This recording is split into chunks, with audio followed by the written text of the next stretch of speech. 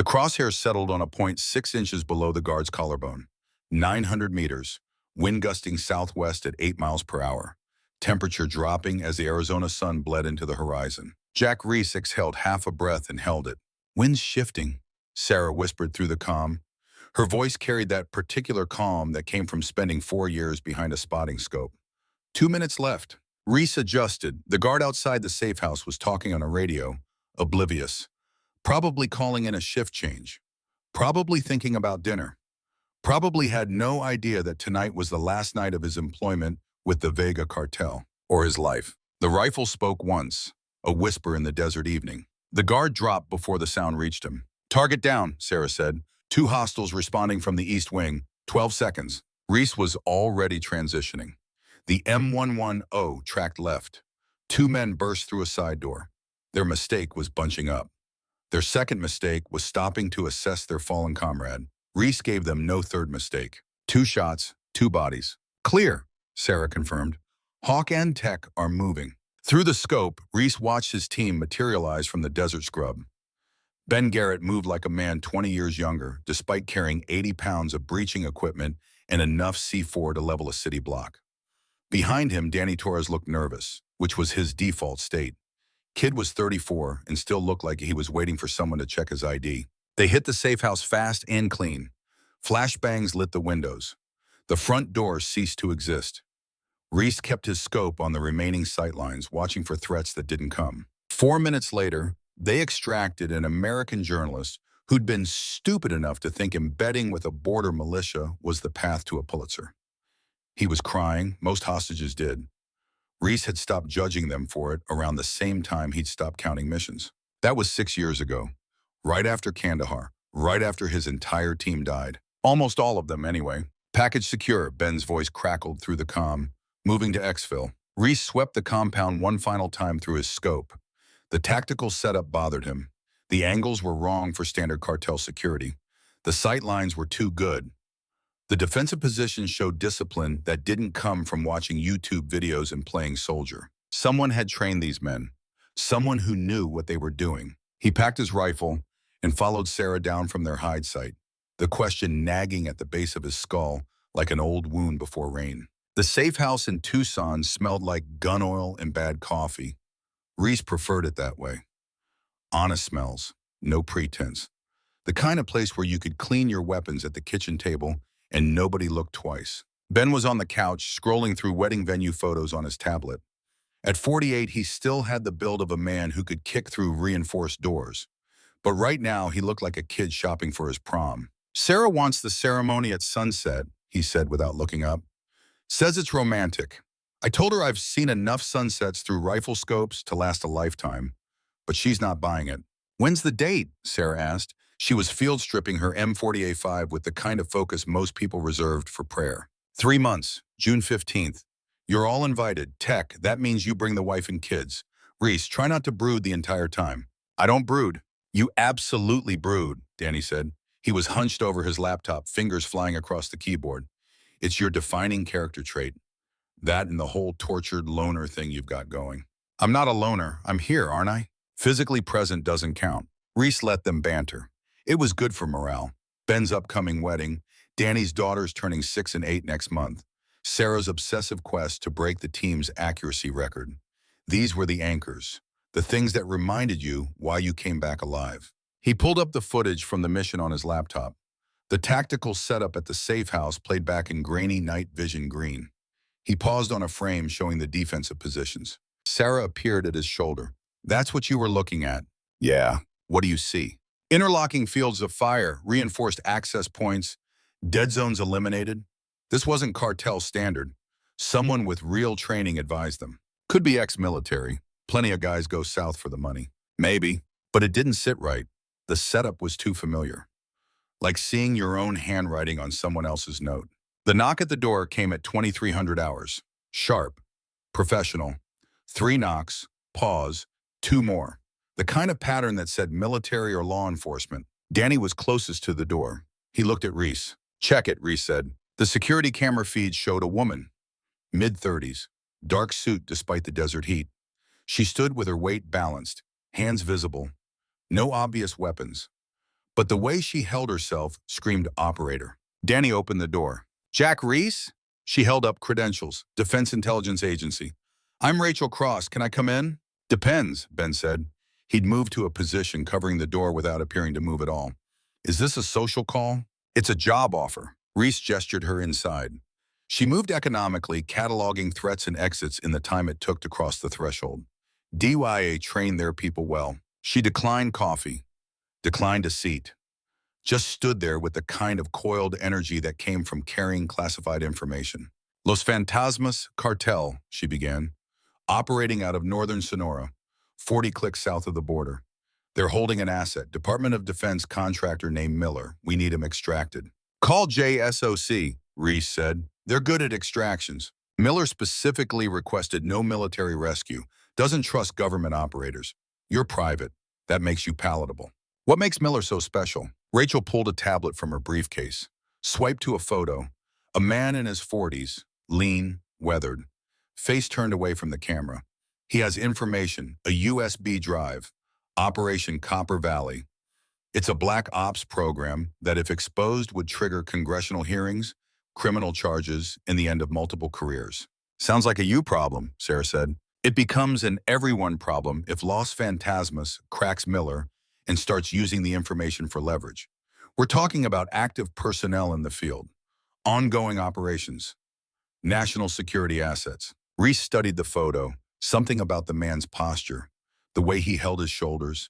It triggered that same sense of recognition from the safe house footage. What's the payment? Ben asked. $500,000, split however you want. She turned to Reese. Plus something you actually care about. The Kandahar files, full mission logs, what really happened the night your team died. The room went silent. Danny's fingers stopped typing. Sarah's hands stilled on her rifle parts. Ben's tablet screen went dark. Those files are sealed, Reese said quietly. They are. Even I can't access them without clearance. But this mission opens doors. You want answers, Mr. Reese? This is your shot. She was good. Knew exactly which button to push. 6 years of questions. 6 years of survivor's guilt. 6 years of wondering if there was something he could have done differently. Why us? Sarah asked. There are a dozen PMC outfits that could run this. Rachel's eyes flickered to Reese. Because Miller specifically requested no military rescue. He's paranoid, damaged. Someone like that responds better to, let's say, people with their own reasons to distrust the system. You did your homework, Reese said. It's my job. She pulled up satellite imagery. A compound in the desert, walls, guard towers, too many vehicles for a standard cartel operation. This is where Miller's being held. Los Fantasmas main facility. Estimated 35 to 40 hostiles. Recent intelligence suggests they've upgraded their security. Professional grade. Reese zoomed in on the defensive positions. His jaw tightened. Those weren't cartel tactics. Those were Tier 1 tactics. The kind taught at Fort Bragg. The kind that saved lives in Fallujah and Helmand. The kind he'd taught to his own team once upon a time. Sarah caught his expression. What? He shook his head. Nothing, just déjà vu. Rachel swiped to another photo. Miller adjusting a rifle scope. The image was grainy, taken from distance. But the stance, the way his hands moved over the weapon. Reese had seen that exact motion 1,000 times. He'd taught it to a spotter in Afghanistan, a kid named Michael Stone who could shoot the wings off a fly at 800 meters. Who died when their position got overrun because command decided air support was too politically sensitive. Or so they'd told him. I need to think about it, Reese said. You have 12 hours. After that, I'm looking at other options. Rachel handed him an encrypted phone. My direct line. Call when you decide. She left the way she came. Quiet, efficient, gone. Danny broke the silence. Boss, what are you thinking? I'm thinking we should walk away. But you're not going to, Sarah said. It wasn't a question. Ben set down his tablet. Kandahar files, that's what this is about. Part of it. What's the other part? Reese looked at the photo of Miller. That stance, that grip, the way the man held himself like he was carved from the same stone as every operator Reese had ever served with. The other part is I need to know who trained their security. They took a vote. Sarah, yes, she was pragmatic. The money was good and the mission was straightforward. Danny, reluctant, yes. He needed the college fund. Ben, yes. One last big score before he hung up his breaching charges and became a married man. Reese made it unanimous. He called Rachel at 0400. She picked up on the first ring. "You're in." "We are. But I have conditions. No government interference once we're across the border. We run the op our way. No oversight. No second guessing." "Agreed. And I want preliminary intel. Everything you have on Miller. Background, psych profile, known associates. I'll have it to you by 0800. Anything else?" "Yeah. If this goes sideways, we extract ourselves. I'm not waiting on your people to pull us out." "Fair enough. Good luck, Mr. Reese." She hung up. Reese stared at the phone for a long moment. Somewhere in his gut, below the scar tissue and the old bullet wounds, something told him this was a mistake. He'd learned to trust that instinct. It had kept him alive through 17 deployments and more firefights than he could count. But he called anyway. The intel package arrived as promised. Rachel was thorough. Miller's background was scrubbed clean. No social media, no public records, no paper trail beyond his DoD contractor status, which meant either he was very good at staying off the grid or someone had erased him deliberately. His psych profile was more interesting: paranoid, distrustful of authority, possible PTSD, history of abandonment issues, the kind of profile that screamed former operator who'd been burned. Reese had seen that profile before. He'd lived that profile. The satellite imagery showed Los Fantasmas, compound in brutal detail. Central building, 2 stories. Outer perimeter wall, 12 feet high. Guard towers at the corners. Vehicle depot to the east. Approximately 40 structures total, most residential. Sarah spent 3 hours analyzing the defensive positions. When she finished, her face was grim. Whoever designed this knew what they were doing. Overlapping fields of fire, minimal dead zones, reinforced choke points.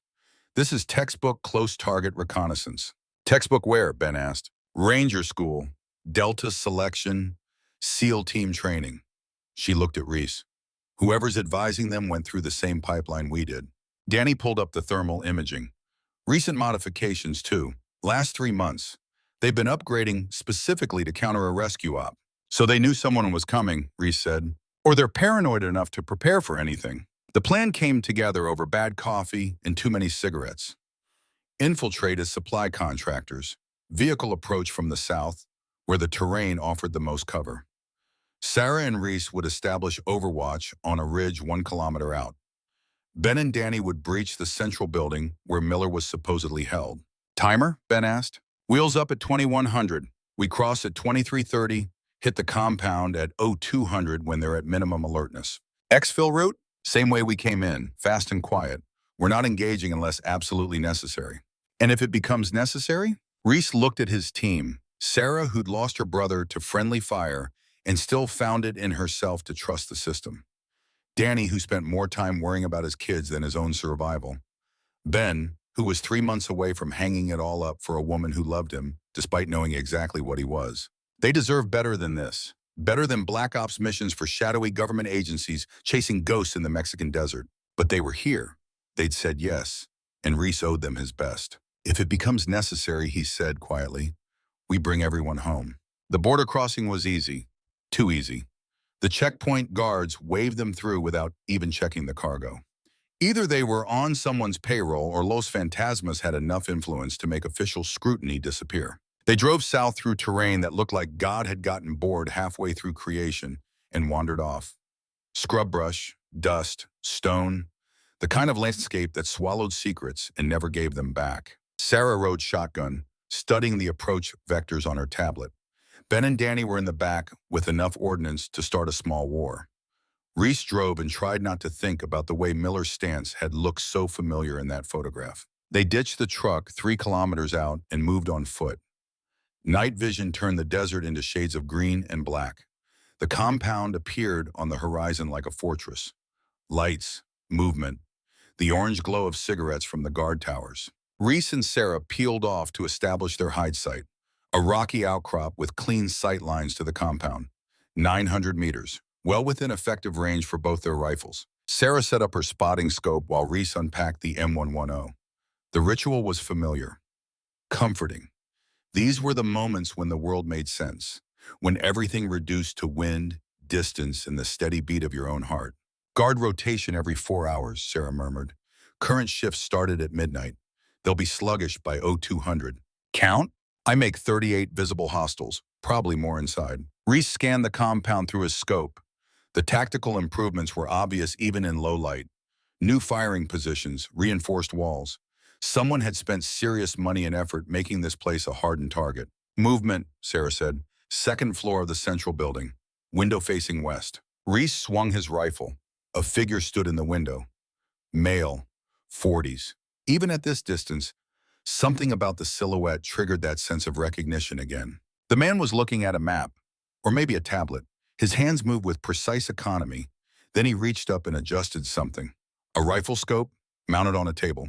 The way his hands moved, the angle of his shoulders, the careful, methodical process of checking optics. Reese's breath caught. Khan? Sarah used his old call sign, the one from before Kandahar.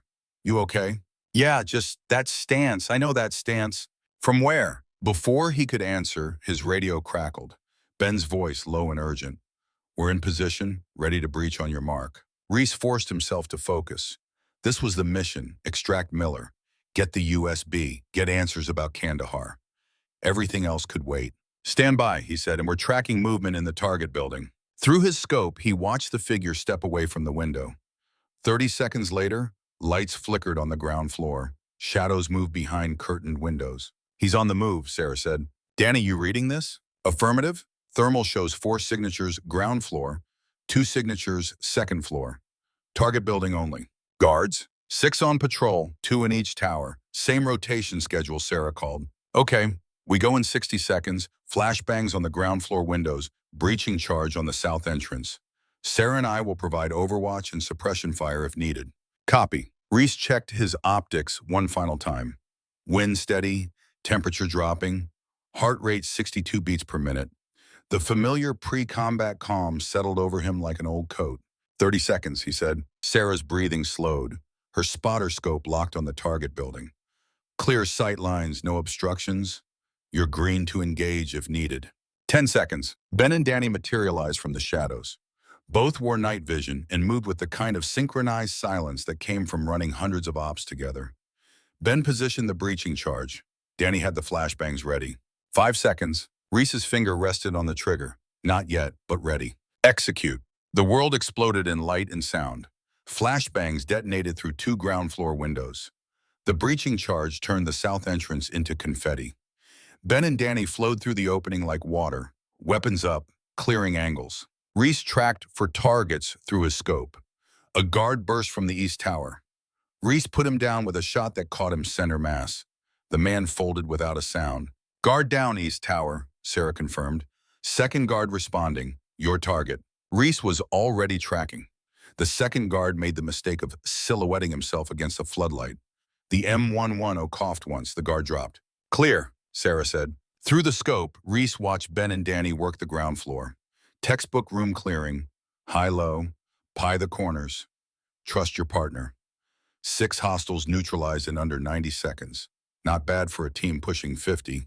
Ground floor secure, Ben reported. Moving to second floor. 6 hostiles down, no friendly casualties. Copy. Sarah and I have overwatch. The second floor was where it went wrong. Ben and Danny stacked on the stairwell. Standard assault formation. Danny tossed a flashbang up the stairs. The detonation echoed across the compound. They moved up fast, and the lights went out. Every light in the compound, every floodlight, every interior lamp. Complete blackness except for the stars and the faint glow of Reese's night vision. Contact, Ben's voice tight and controlled. Hostiles engaging, second floor. We need suppression. But Reese couldn't shoot what he couldn't see. The windows were dark, no thermal signatures visible from his angle. Someone had killed the lights deliberately, knowing it would blind the overwatch position. Danny, can you get thermals, Reese asked. Negative. They're running thermal dampening blankets. I'm getting ghost signatures. Can't get a clean read. Smart. Whoever was running security knew exactly how to counter a modern assault. Cut the lights, use thermal baffles, force the attackers to fight in close quarters where their technological advantage disappeared. Ben, status? Pinned down, second floor hallway. Taking fire from at least 3 positions. Can't advance without casualties. Sarah's scope swept the building. I've got movement, second floor west wing. Thermal bloom suggests recent activity, but I can't get positive ID. Through his scope, Reese watched shadows move behind darkened windows. Professional movement. Controlled. No panic. These weren't cartel soldiers scared of ghosts in the night. These were trained operators defending their ground. Ben, can you withdraw? Negative, they've got the stairwell covered. We advance or we die here. The radio crackled with a new voice. Distorted, electronically altered. But underneath the distortion, something familiar. Connor. Reese went cold. Nobody called him that anymore. Nobody who was still alive. Long time, the voice continued. Did you miss me? Sarah looked at him. Who was that? Reese's mouth was dry. I don't know, but he did know. Somewhere in the part of his brain that never forgot voices or faces or the way a man held a rifle, he knew. You don't recognize your own ghost? The voice carried a hint of amusement, dark humor, the kind soldiers used when everything was going to hell. I'm disappointed. Who is this? A pause, long enough to be deliberate. Someone you thought was dead, someone you left behind, someone who learned to survive without brothers to watch his back. The pieces clicked. That stance, that tactical setup, that voice underneath the distortion. No, impossible. Stone? Reese's voice came out as a whisper. The laugh that came through the radio was soft, almost sad. Hello, Connor. It's been a long time. 6 years, 4 months, 12 days. But who's counting? Michael Stone, his spotter, his friend. The kid who could shoot like he was born with a rifle in his hands. Who'd been 20 meters away when the ambush hit. Who Reese had watched die in an explosion that turned night into noon. Who couldn't possibly be alive? You died, Reese said. I saw it. You saw an explosion. You saw chaos. You saw what you were meant to see. But Connor, you know better than anyone that combat is fog and noise. People survive impossible things. I survived. Barely. And I came home to find I'd been declared KIA. No benefits, no acknowledgement. Just a file stamped classified in a government that moved on. Stone, if you're alive, you have 1 minute before my men surround your team. Your breacher and your tech specialist are pinned on the second floor. You and your spotter are 900 meters out with clean lines of fire, but no targets. Here's what's going to happen. You're going to withdraw, all of you, and you're going to think very carefully about why you came here tonight. We came from Miller, the USB drive, Operation Copper Valley. Another laugh. Is that what they told you? That's why I love the agency, always so creative with their cover stories. There is no Miller, Connor. There never was. Just me. And the USB, oh, it exists. But I promise you, it doesn't contain what you were told. Then what does it contain? The truth. About Kandahar. About why your team died. About who gave the order to leave you behind. A pause. But you're not ready for that truth yet. Not tonight. Tonight you run, or you stay and watch your team die. Your choice, clock's ticking. Reese's mind raced. If Stone was alive, if this was real, then everything about Kandahar was a lie. Everything about the last 6 years. Everything. 30 seconds, Stone said. Make your call, brother. Ben's voice cut through. Khan, we need a decision. They're flanking our position. We're about to be overrun. Through his scope, Reese saw movement. A lot of movement. Hostiles pouring out of structures across the compound. 20, 30, converging on the central building. All units withdraw, Reese ordered. Ben, Danny, blow the doors and get out, now. We're pinned. I don't care. Move, I'll provide covering fire. Sarah was already adjusting her scope. Target-rich environment, multiple hostiles advancing. Your call on priority. Reese took a breath. Steadied. Let training override emotion. Closest threats first. Work the perimeter. Keep them off Ben and Danny. His rifle spoke. A hostile dropped. Sarah's rifle echoed a heartbeat later. Another hostile down. They worked in rhythm, switching between targets, giving Ben and Danny the seconds they needed. The explosion came from below. Danny's breaching charges taking out a support wall. The central building shuddered. Ben and Danny burst through the new hole in a spray of dust and debris, firing as they moved. Reese tracked them through his scope, covering, protecting, buying them time with well-placed shots that made hostiles duck and scatter. They were going to make it. All of them. They were going to get out clean. Then Ben stopped running. Just stopped. Stood there in the middle of the compound, looking back at the central building. Hawk, move! Danny screamed. Ben didn't move. Through the scope, Reese saw why. A tripwire, barely visible in the dust and darkness. Ben had tripped it. His foot was on the trigger plate. Step off and half a dozen claymore mines would turn him into red mist. Khan, Ben's voice was steady, calm.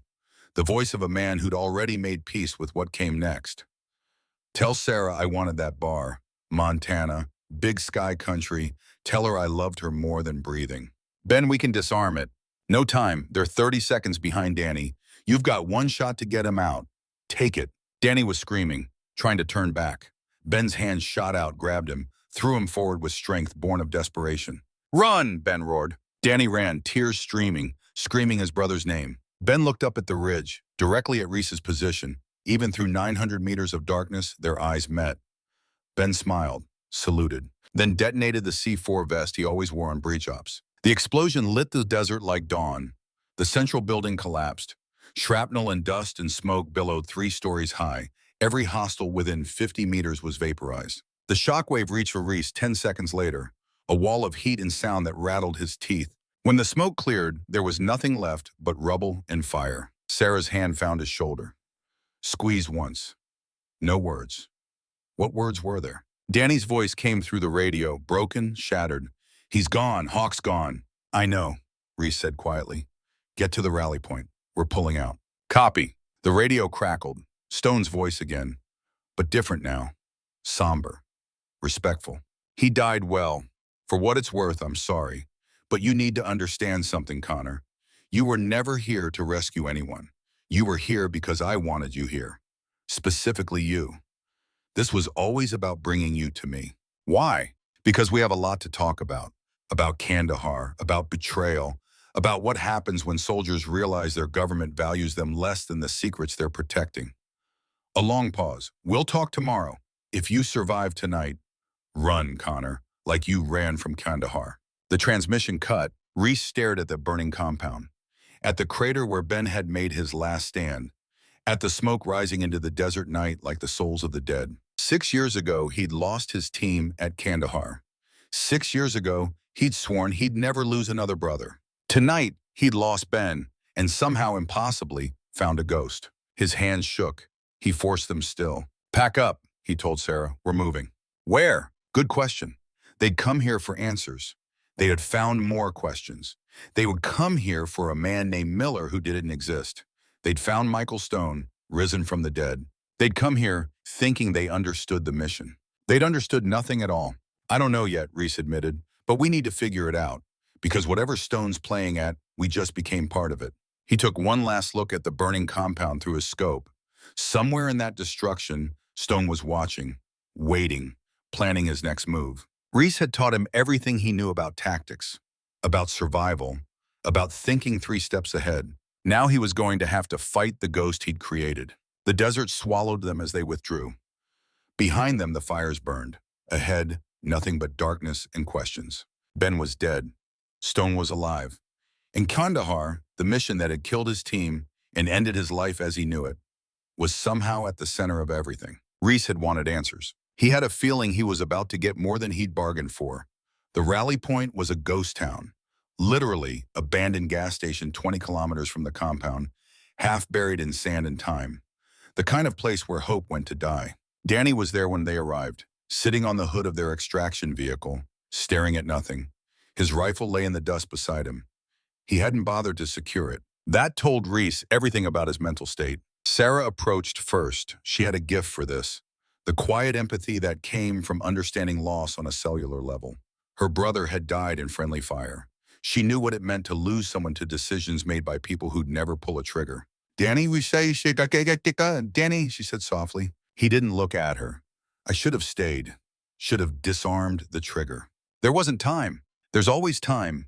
You just have to be willing to take the risk. Ben made his choice. He saved you. Respect that. Danny's hands were shaking. Reese had seen this before. The aftermath. The moment when adrenaline drained away and left nothing but the weight of what you'd survived. Some men broke here. Others found something harder inside themselves. Something cold and unforgiving. Reese hoped Danny found the second thing. Pack up, Reese said. Not cruel, not gentle. Just the voice of command. The voice that said there was still a mission. Still a purpose. Still a reason to keep breathing. We're moving in 10 minutes. Moving where? Danny asked. Ben's dead. Stone's alive. Everything we thought we knew was a lie. Where exactly are we supposed to go? North. Back across to the border. Then we figure out what the hell just happened. Sarah was already unpacking her gear, checking weapons, running diagnostics on the comms equipment. She moved with mechanical efficiency, the kind of focus that kept you functional when your world was falling apart. Smart woman. Danny pulled his laptop from the vehicle. His fingers moved across the keyboard with muscle memory. Even in shock, the tech specialist in him needed to work, needed to find answers in data streams and encrypted files. I got something, he said after 2 minutes. During the breach, before, I hacked into their network, downloaded everything I could grab, communications logs, financial records, operational files. And, give me a second, these are military-grade encryptions, not cartel standard. Whoever Stone is working for has serious resources. Reese watched the desert, waiting for pursuit that didn't come. Stone could have sent men after them, could have used drones or surveillance to track their withdrawal. Instead, nothing. Just silence and the wind-moving sand across ancient stone. Why let them go?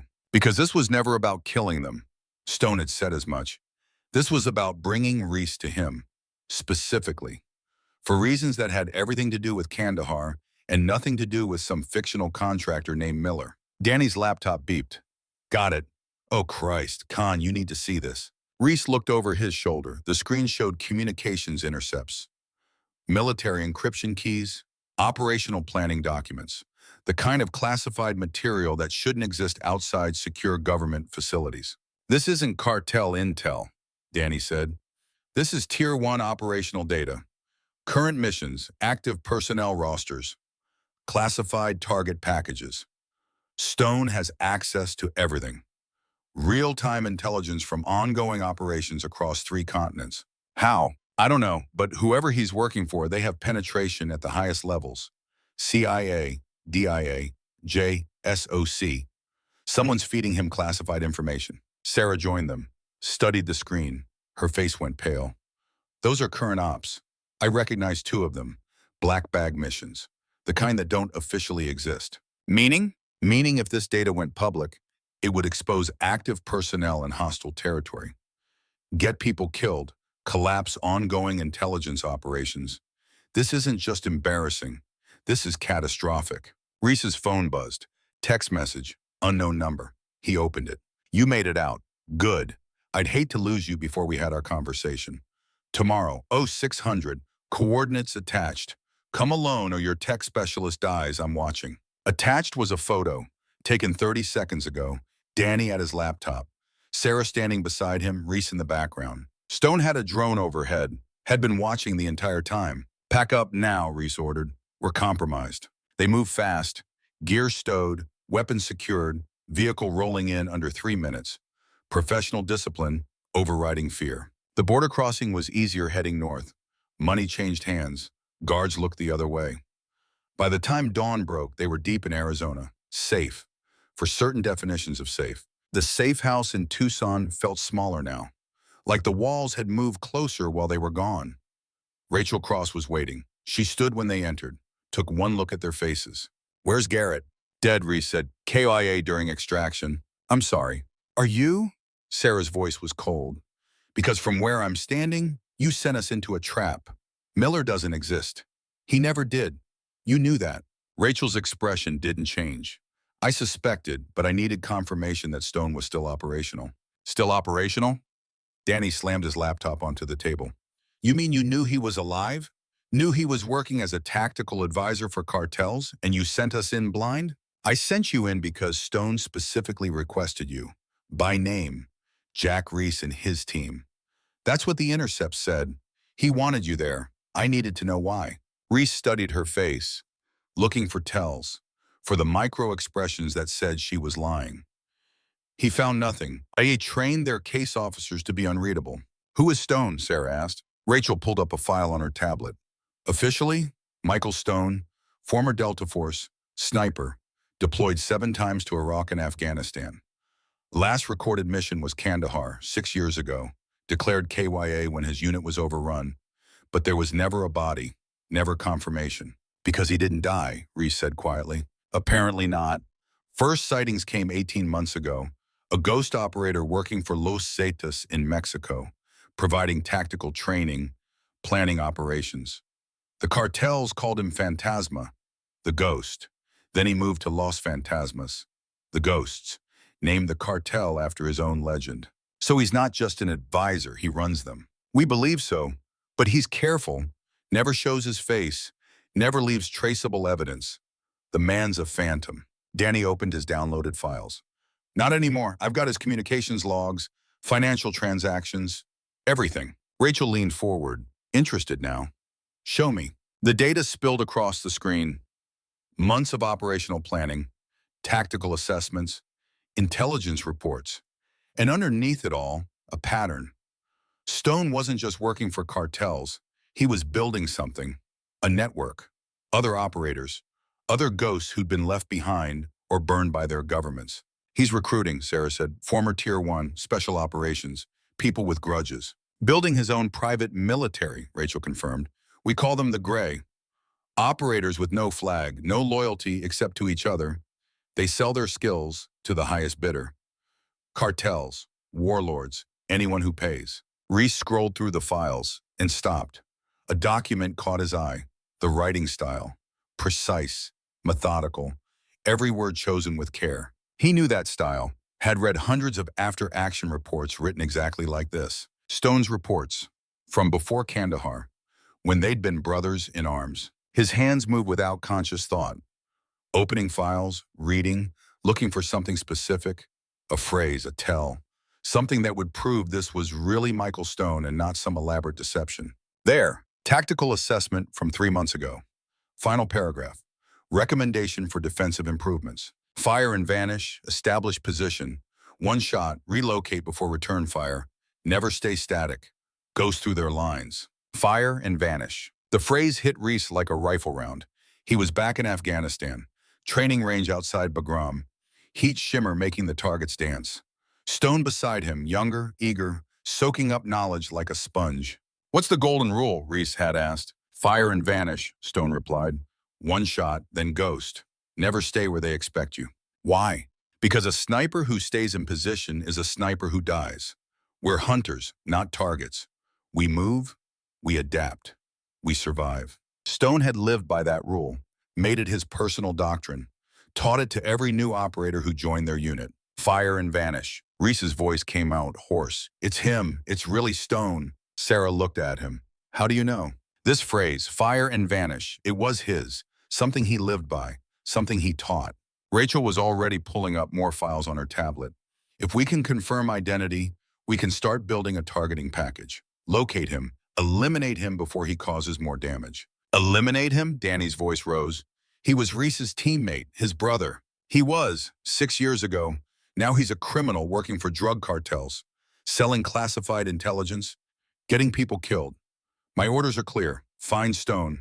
Retrieve any evidence he has on Operation Copper Valley. Eliminate the threat. What's Operation Copper Valley? Sarah asked. Rachel hesitated, just for a second, but Reese caught it. The micro pause that said she was deciding how much truth to tell. Classified program, she said finally. Weapons trafficking through Mexico, using cartel networks as cover for black ops logistics. If that program gets exposed, it compromises ongoing operations across Central America. And Stone has evidence? A USB drive, documentation, proof of government involvement. He's threatened to release it unless certain demands are met. What demands? Recognition, acknowledgement of his service, back pay and benefits for the 6 years he's been dead, and full disclosure about what happened at Kandahar. Reese looked at her. What did happen at Kandahar? Rachel's face remained neutral. That's above my clearance level. The files are sealed. Even I can't access them. But you were there. Intelligence liaison. You said it yourself. A longer pause. Rachel set down her tablet. When she spoke, her voice was quieter. I was there. I tried to get you air support. Called it in 3 times. Command denied every request. Said the mission was burned. Too politically sensitive. Civilian casualties were likely. They wanted plausible deniability. So they left us to die. They made a calculated decision. 8 operators versus international incident. The math was cold but clear. Sarah's hands clenched into fists. That's not how it works. You don't abandon your people. I know.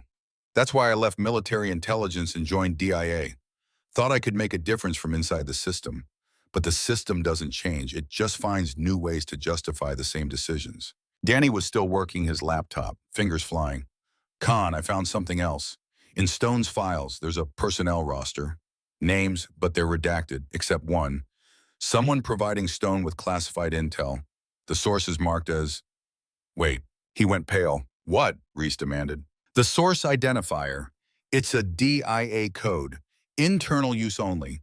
Whoever's feeding Stone information is inside Defense Intelligence Agency. Active duty, current access. Rachel's hand moved toward her sidearm. Instinct.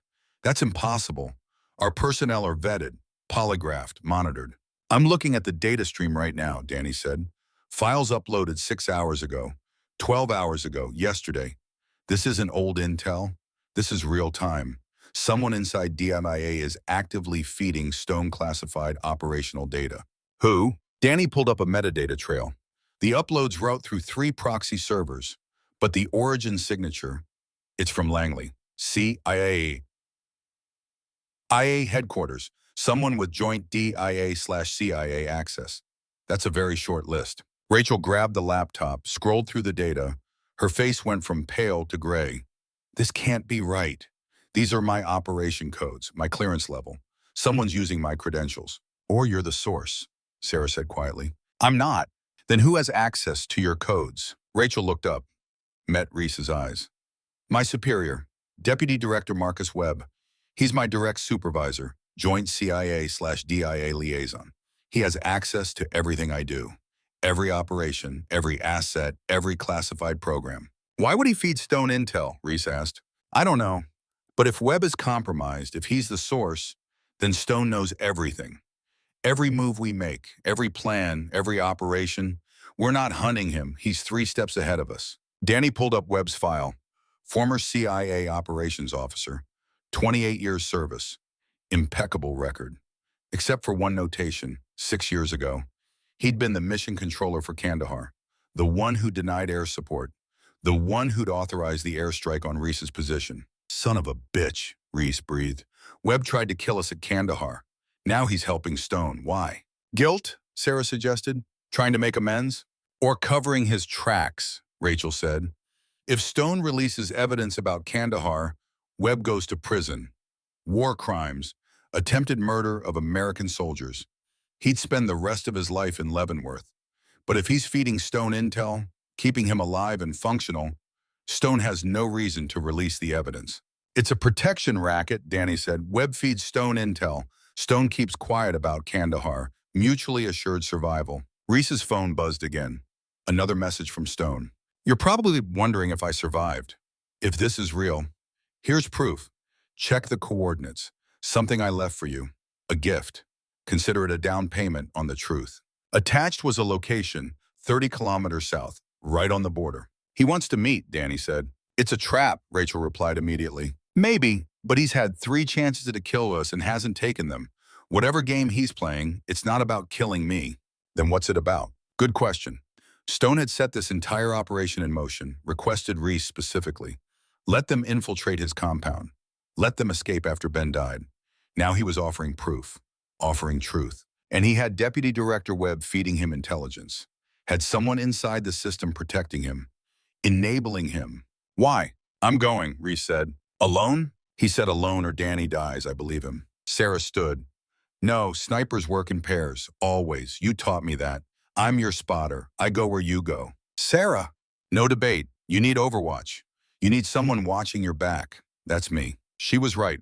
Had been his spotter for 2 years. Knew his patterns. Could read his intentions from body language alone. The kind of partnership that only came from hundreds of hours behind scopes and triggers. Fine, Reese said. We leave in 2 hours. Rachel, you stay here with Danny. Monitor communications. If this goes bad, get him across the border. What about you? If it goes bad for me, I'm already dead. They spent the next 2 hours preparing. Weapons check, ammunition, range cards for the location Stone had sent. Sarah plotted sightlines and angles from satellite imagery. Professional discipline replacing emotion. Reese cleaned his rifle, every part, every surface. The ritual was meditative. These were the moments when his mind went quiet, when the world reduced to metal and oil and the satisfaction of mechanical perfection. Rachel found him on the porch, smoking. He'd quit years ago but kept a pack for moments like this. when you needed something to do with your hands, something to focus on besides the weight of the dead. Kandahar, she said, you want to know what happened? I know what happened. We got ambushed. Command refused air support. Most of my team died. Stone and I were the only ones who made it out, except apparently Stone made it further than I thought. That's the sanitized version. The one in the official reports. Want to hear what really happened? Reese took a drag. The smoke burned going down. Good. He wanted to feel something besides the hollowness in his chest where Ben used to crack jokes and plan weddings. Tell me. Rachel sat beside him, stared at the desert. Your mission was to eliminate an insurgent leader. High-value target. Intel showed he was in a compound with civilians, women, children, standard human shield situation. Your team called for authorization to abort. Command said proceed. That's not protocol. No, but the target was politically valuable. Taking him out would have disrupted their network for months. Command decided the civilian casualties were acceptable losses. Your team refused the order. Reese remembered. The argument over comms. Stone on one side of him, their team sergeant on the other. Everyone looking at Reese for the decision. He'd chosen to abort, chosen to extract without taking the shot. Command didn't like that, Rachel continued. Made you look soft, made them look weak. So they called in an airstrike, told the pilots there was a confirmed insurgent position, gave them your coordinates. The cigarette fell from Reese's fingers. They tried to kill us. Friendly fire, deliberately. The strike was supposed to eliminate the insurgent and cover up the fact that you'd been there. Clean, deniable. Except you moved, changed positions right before the bombs fell. Most of your team survived the initial strike. Then the actual insurgents showed up, attacked while you were scattered and wounded. And Command refused to send help because we were already supposed to be dead. Exactly. Webb was the one who authorized it, the one who gave the strike coordinates. He's been covering it up ever since. But Stone figured it out. After he escaped, after he came home and found himself declared KIA, he dug, found the truth, and now he has leverage over Webb. So Webb feeds him intel to keep him quiet. That's my theory, but here's the problem. If Webb is protecting Stone and Stone wants you to know the truth, what does that mean for us, for this mission? Reese stood, checked his rifle one more time. The familiar weight settled across his shoulders like an old friend. Or maybe an old enemy. Hard to tell the difference anymore. It means we're playing someone else's game, but I'm tired of being a piece. Time to flip the board. What are you going to do? I'm going to meet Stone, hear what he has to say, and then I'm going to make my own decision. Not Webb's, not yours, not the system's, mine. Rachel had no answer for that. Sarah appeared in the doorway. Gears packed. Sun's up in 20 minutes. If we're going, we need to move. Reese stubbed out his cigarette. If we don't come back, make sure someone tells Sarah about Ben, about what he did. She deserves to know he died a hero. I will. And Danny, take care of him. Kid's got a family. Make sure he gets home to them. Reese, promise me. Rachel met his eyes, nodded once. I promise. Good. He and Sarah loaded into the vehicle. Dawn was breaking over the desert, painting the sky in shades of blood and fire. Appropriate, Reese thought. Everything about this mission had been written in blood from the start. The coordinates Stone sent led to an abandoned mining facility, old copper operation from the 70s. Long since depleted and left to rust and rot, the kind of place where the past went to hide from the present. Perfect spot for a meeting between ghosts. Reese and Sarah approached on foot from the north, staying off the access roads, using terrain for cover. Professional paranoia that had kept them alive through too many missions to count. Sarah found their hide site first. A rocky outcrop with clean sight lines to the facility. 600 meters. Closer than Reese liked, but the terrain didn't offer better options. They settled in, unpacked optics, began the familiar routine of range estimation and wind reading. The sun was higher now, temperature rising. Heat shimmer would play hell with long-distance accuracy. Movement, Sarah murmured. Central building, rooftop. Reese swung his scope. A figure stood on the roof, male, 40s, rifle in hand but pointed at the ground. Non-threatening posture, waiting. Even at this distance, Reese knew that stance, had trained with it, had watched it develop over years of deployments and firefights. Michael Stone, alive, real, not a ghost after all. What's he doing? Sarah asked. Waiting. He knows we're here, probably has our position marked. Want me to take the shot? Reese considered. One bullet, 600 meters. Wind was steady, Sightlines were clear. He could end this right now, end Stone, end the threat, end the questions. But then he'd never know the truth, never understand what had turned his friend into this, never know what Stone knew about Kandahar. Negative, stand by. They watched. 10 minutes of silent standoff. Two snipers, both elite, both waiting for the other to make a mistake. Stone moved first, spoke into a radio. His voice came through Reese's comm unit. You're wondering if I'll shoot? I won't, not yet. I want you to see something first. A convoy appeared on the access road. 6 vehicles, civilian trucks, armed men visible in the truck beds, but not cartel soldiers. These men moved wrong, too hesitant, too fearful. Those men, Stone continued, are about to execute 8 American aid workers, missionaries who got caught in the wrong place. I contracted to provide security for this facility. That's my job. But I can choose not to do my job today if you do something for me. What? Reese asked. Ask yourself why you're here.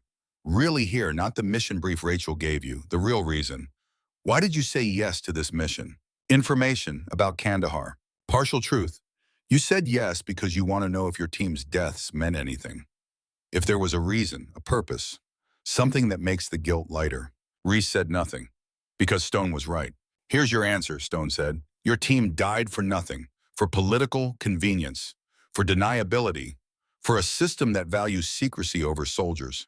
That's the truth. That's what I learned when I came back from the dead. The convoy stopped. Men dragged 8 people from the trucks. Americans, bound, terrified. The aid workers Stone had mentioned. Watch, Stone said. Watch what happens when good people are left unprotected. The cartel soldiers lined up the aid workers, execution style, rifles ready. Reese's finger moved to his trigger. Don't. I'm not doing anything.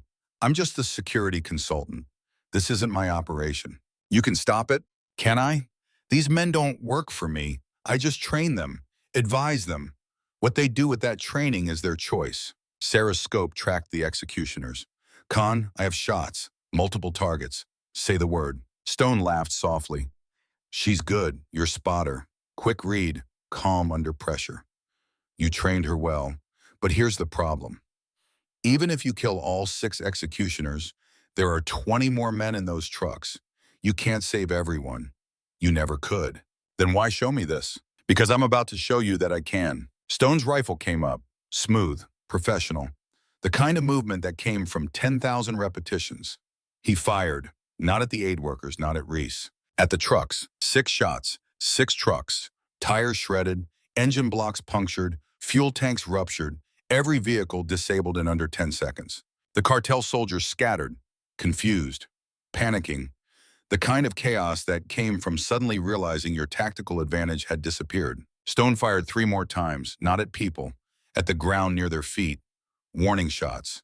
The message was clear, run or die. They ran. The aid workers studied there, bound but alive, staring at their erstwhile executioners fleeing into the desert. Stone lowered his rifle, turned to face Reese's position directly. You see, I choose when to be a monster. Just like you did. Just like we all did. The only difference is I stopped pretending there's a noble reason for it. He reached up, removed the mask he'd been wearing. Even through 600 meters of shimmering heat, Reese saw his face clearly. Older, harder, scarred, but unmistakably Michael Stone. Sarah's breath caught. Is that him? Yeah, that's Stone. Stone waved, a casual gesture, almost friendly. Hello, brother. It's been too long. Tomorrow. Same time. New location. I'll send coordinates. Come alone, both of you. We have a lot to talk about. He turned and walked off the roof, disappeared into the building. The aid workers were already running, fleeing toward the border, towards safety. 8 lives saved by the man who'd helped kill Ben. Reese lowered his rifle. His hands were steady, but his mind was chaos. Stone was alive. Stone had saved those people. Stone had given Reese a choice.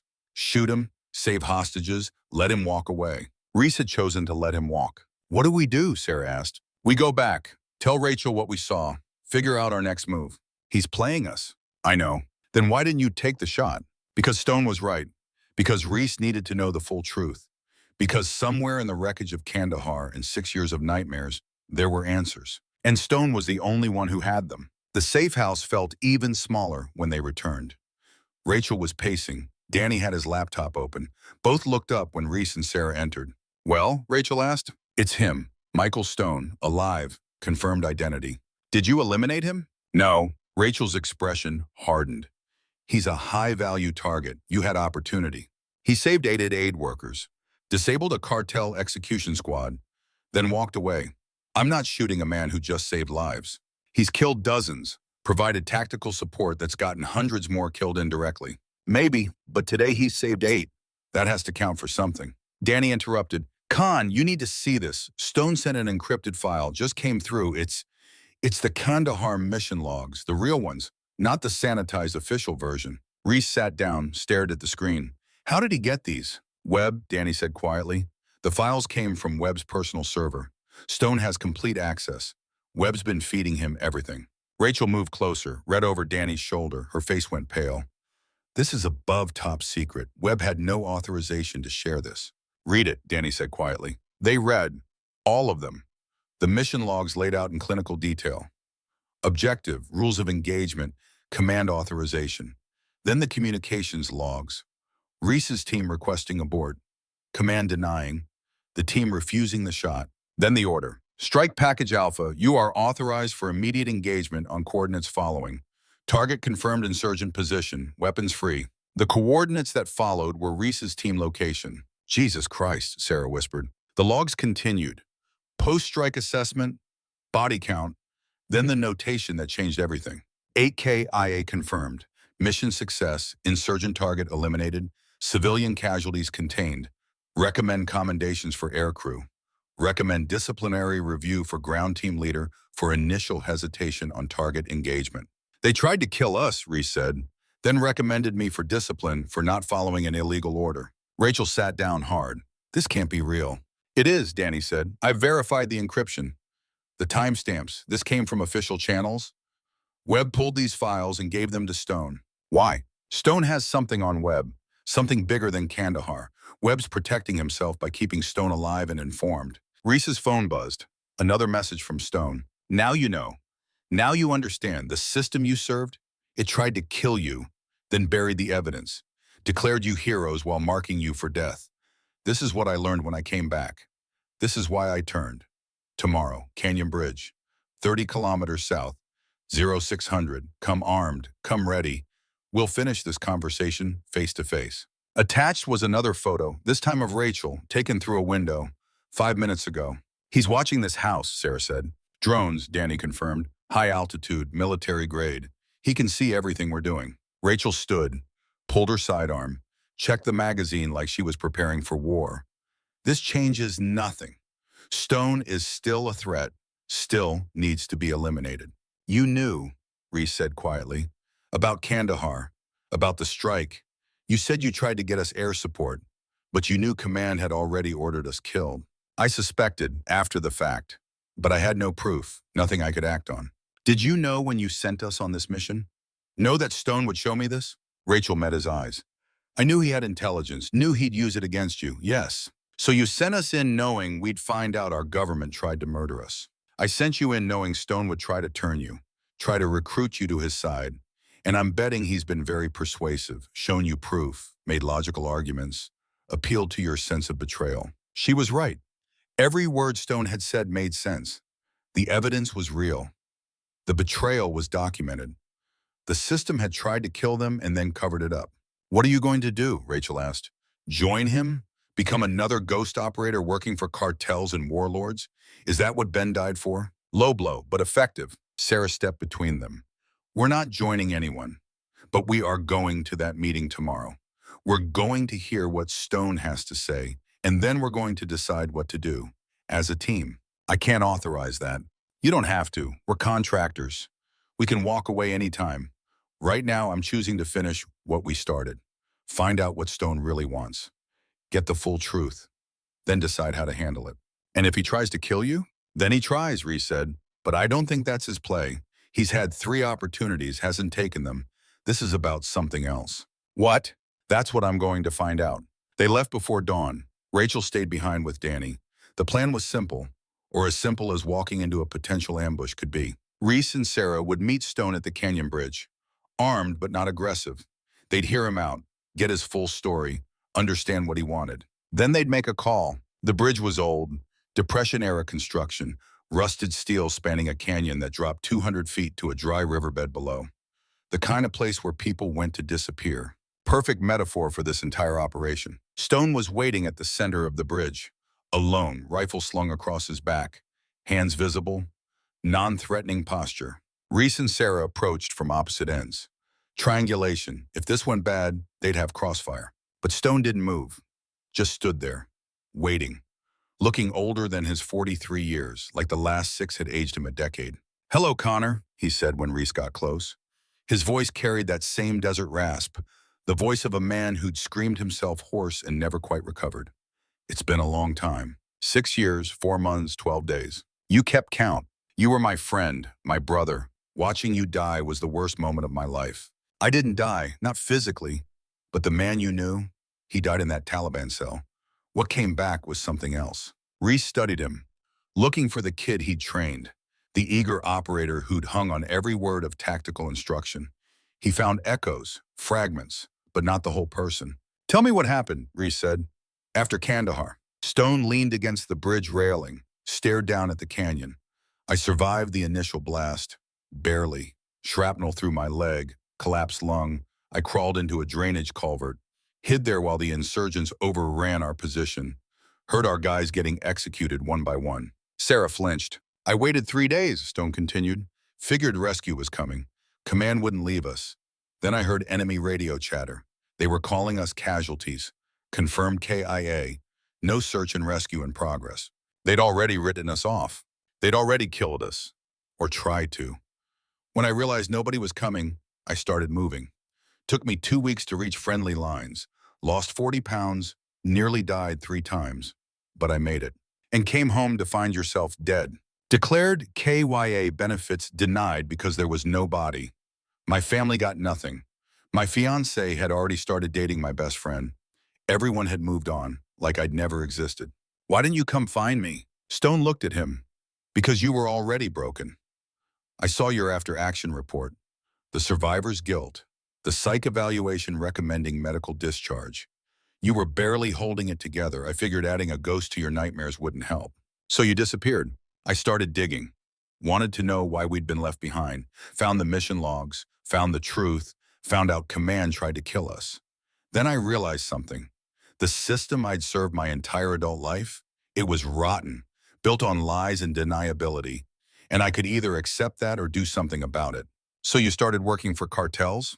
I started working for myself, selling my skills to the highest bidder, building a network of operators who'd been burned like me, creating something that couldn't be betrayed because it had no flag, no country, no loyalty except to each other.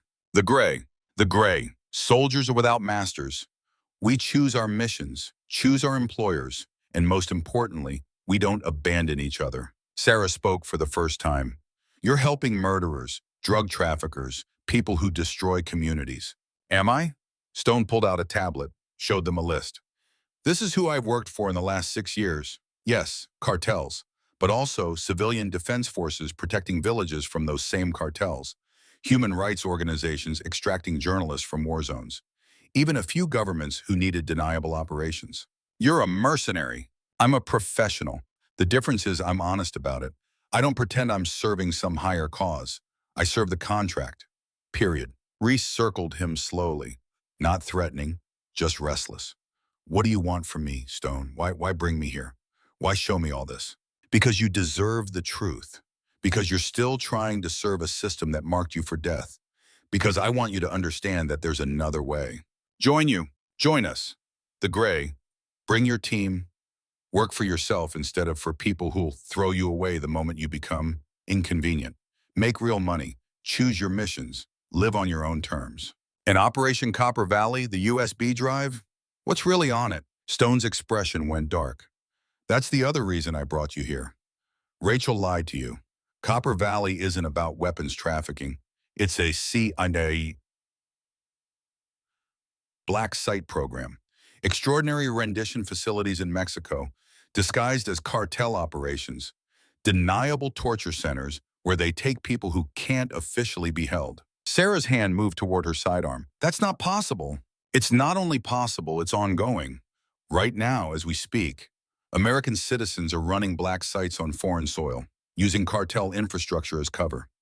The USB contains proof, locations, personnel rosters, interrogation logs, everything needed to blow the program wide open. Then why haven't you released it? Because I don't want to burn the world. I want to change it. Releasing that information would get people killed, collapse ongoing all operations, create international incidents. I just want acknowledgement. Want the people running these programs to face consequences. Want the system to admit what it's doing. Reese looked at Sarah, then back to Stone. And you brought me here to what? Convince me to help you. I brought you here to give you a choice. Keep serving Rachel and her DIA masters who sent you into a trap. Or walk away. Join us. Use your skills for yourself instead of for them. There's a third option. What's that? I take the USB, deliver it to proper authorities.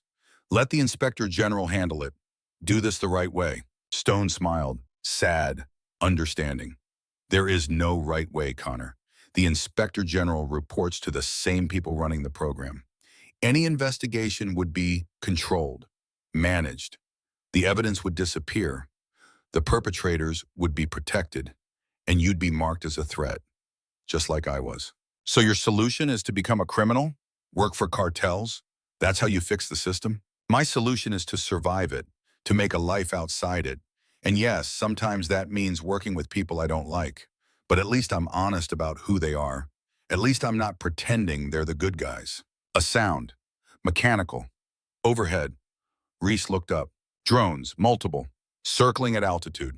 You brought backup, he said. Insurance. 6 sniper positions around this bridge, all trained by me, all former military, all loyal to the Gray. If Rachel or any other government operators try to interfere, they die. You're threatening us. I'm protecting myself. Big difference. You and Sarah are free to leave, right now. Walk away. Forget this ever happened. But Rachel, she came here to kill me. I know her orders. Extract the USB and eliminate the target. That's me. I'm the target. Sarah's voice was cold. How do you know her orders? Because I know how DIA works. I know Rachel specifically. She's thorough, relentless, mission-focused to a fault.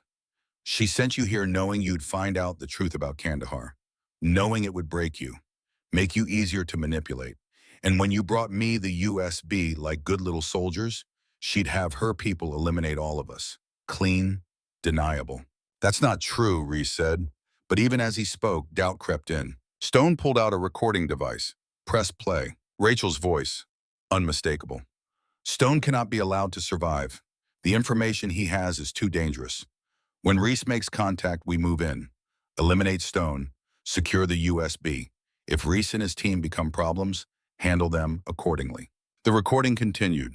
Rachel talking to someone. Her superior? Another agent. The conversation was clinical. Professional. Discussing their deaths like budget line items. I recorded this yesterday, Stone said. After you left the safe house. She's been planning to kill you from the start. Reese's hand moved to his sidearm. Not to draw, just to feel the familiar weight. The reminder that he was armed. That he had options. Sarah was pale. We need to confirm this. Get verification. Call her, Stone suggested. Ask her directly. See what she says. Reese pulled out his phone. Dialed Rachel. She picked up on the first ring. Reese, status? I'm with Stone at the bridge. He's making some serious accusations. Don't listen to him. He's a liar, a manipulator. Everything he's told you is designed to turn you against your government. He played a recording, you talking about eliminating him. And us if necessary. Silence, long enough to be damning. That recording is out of context, Rachel said finally. I was discussing contingencies, worst-case scenarios, not actual plans. So you weren't planning to kill us? I was planning for every possibility. That's my job. But my primary objective is to bring Stone in alive, to recover the USB. That's all. Then why does Stone have 6 sniper positions surrounding this bridge? More silence. He's been watching us, monitoring our communications. He knows our movements, our plans. Whatever he's told you, Reese, you need to understand something. He's not your friend anymore. He's not the man you knew. He's a threat to national security. And I need you to do your job. My job, eliminate him. Take the shot before this gets worse. Reese looked at Shinnerstedt, the man who'd been his brother, who died and come back as something else, something harder, something that had survived things Reese couldn't imagine. And if I refuse, Reese asked, then you're choosing him over your country, and I'll have to respond accordingly. Stone was smiling, not gloating, just sad, like he'd known this was coming, like he'd watched this play out 1,000 times before. See, Stone said, she was always going to burn you. That's how the system works. Use people up, throw them away, move on to the next batch. Reese ended the call, looked at Sarah. She was rigid, torn, everything they'd been taught about duty and country warring with the evidence in front of them. What do we do? She asked. Before Reese could answer, his phone buzzed. Text message from Danny. Con, Rachel just left the safe house, armed, moving toward your location. I think she's going to move on Stone. Be careful. Stone checked his own phone. My people confirm. 3 vehicles. DIA tactical team. ETA 10 minutes. Looks like Rachel made her call. The trap closed. They were in the middle of a bridge, surrounded by Stone's snipers, with a DIA hit team incoming, and the only man who knew the full truth about Kandahar standing 3 feet away. Reese's mind raced. Options, tactics, survival protocols. This was what he'd trained for. The impossible situations where every choice was bad and you had to pick the least bad option. Stone, he said carefully, call off your snipers. Let us leave. Can't do that, not while Rachel's team is incoming. They'll kill me the moment I'm exposed. Then we're at a stalemate. No, we're at a decision point. Rachel's coming to kill me, and probably you, since you've become a liability. You can help her, join forces, try to take me down, or you can walk away. Right now, leave the bridge, disappear, start over somewhere else. There's a third option, Sarah said. We protect you, help you escape, then we all disappear together. Stone looked at her, surprised. You'd do that? Betray your country? My country tried to kill my partner, covered it up, then sent us into a trap to clean up their mess. I don't know if I'm betraying my country or if my country already betrayed me. Reese studied her. Sarah had always been the believer, the one who trusted the system. Seeing her question everything was like watching a foundation crack. We need to move, Stone said. Right now, my people can provide cover, get you across the border. From there, you disappear, new identities, new lives. The gray takes care of its own. And Rachel? She made her choice. She'll have to live with the consequences. Reese looked down at the canyon, 200 feet of empty space. Below, the dry riverbed waited like an open grave. 6 years ago, he'd lost his team, lost his friend, lost his faith in everything he'd served. Today, he had to choose. Trust the system that had betrayed him, or trust the ghost that had returned from death. Neither option was good, but one was honest about what it was. Sarah, he said quietly, if we do this, there's no going back. We'll be fugitives, wanted. Everything we were, everything we worked for, it's gone. She met his eyes. Everything we were, that died at Kandahar. We've just been pretending otherwise. Maybe it's time to stop pretending. Stone was already moving. We have 5 minutes before Rachel's team arrives. Make your choice, now. Reese looked at the bridge behind them, at the road leading back to the safe house, to Rachel, to the DIA, to a system that had marked him for death and then asked him to die quietly. Then he looked at Stone, at the ghost who'd survived the unsurvivable, who'd built something new from the ashes of betrayal. The choice wasn't between right and wrong, it was between death and survival. Let's go, Reese said. Stone nodded once, spoke into his radio. All positions, we're moving. Provide cover. Converge on Rally Point Alpha.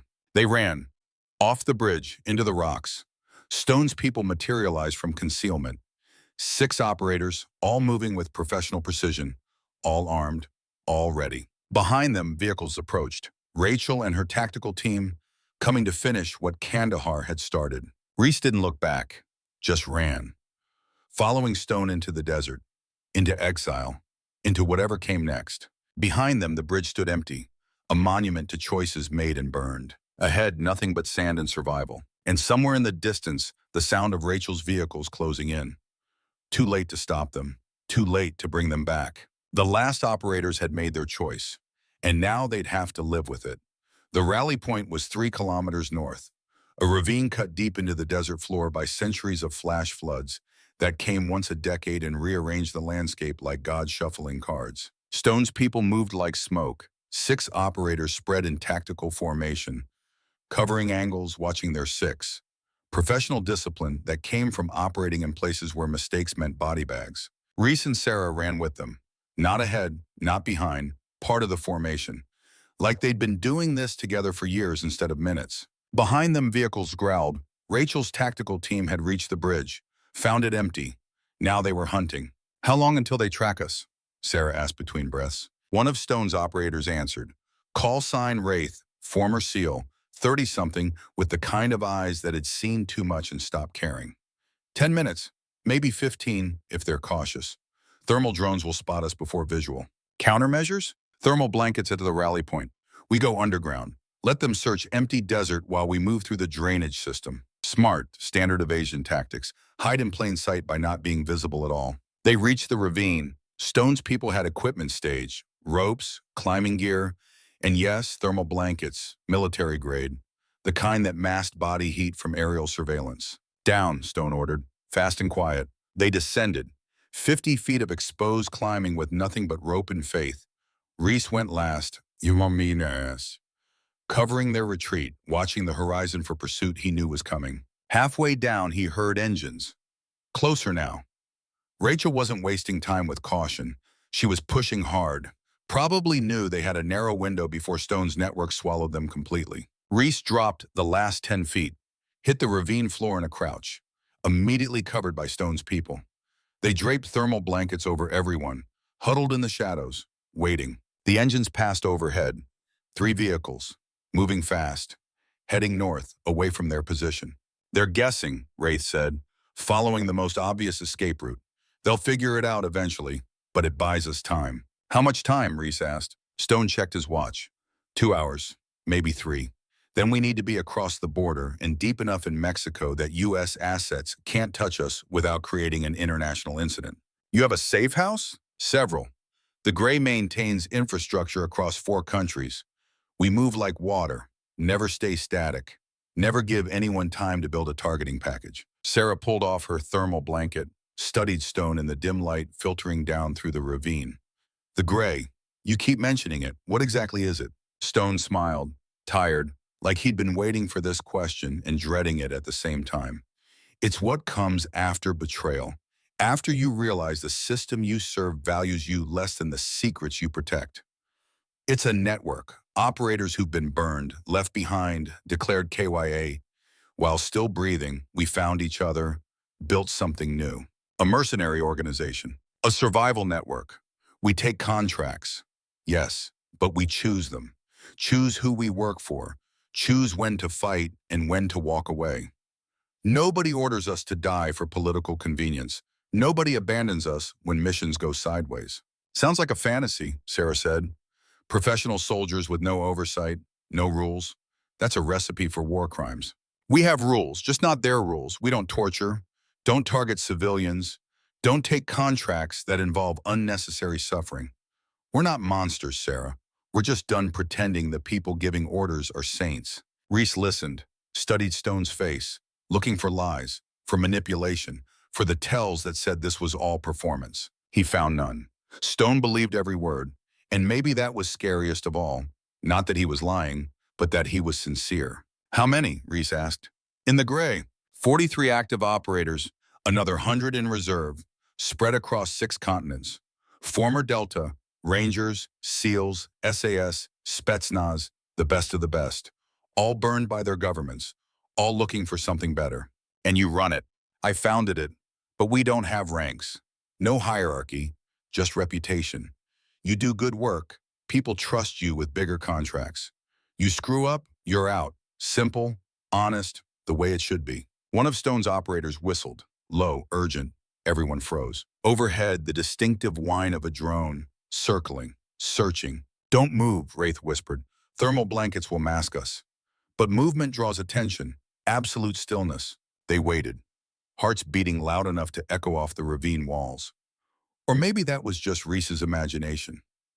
He'd been in plenty of situations where discovery meant death, but this felt different, more personal, like the universe was deciding which version of his future to deliver. The drone circled twice, then moved on. Clear, Wraith said, but they know we're in the area. Time to move. They followed the ravine east, walking in the drainage channel where erosion had carved a path through stone, natural cover, invisible from above. The kind of terrain that rewarded patience and punished haste. Stone walked beside Reese, not talking, just present, like he was giving Reese space to process, to think, to decide if he'd made the right choice. "You're wondering if you can trust me," Stone said finally. "I'm wondering if I should have taken the shot. Back at the bridge, one bullet, problem solved. Rachel gets her victory. I get my answers from official channels. Except you wouldn't get answers. You'd get another classified report, another sanitized version, another layer of lies designed to protect the people who tried to kill you. Maybe, but at least I'd still be on the right side of the law." "There's no right side, Connor. There's just survival. You can survive inside the system or outside it, but either way, you're still just trying to make it through another day without someone marking you for death." Sarah fell in beside them.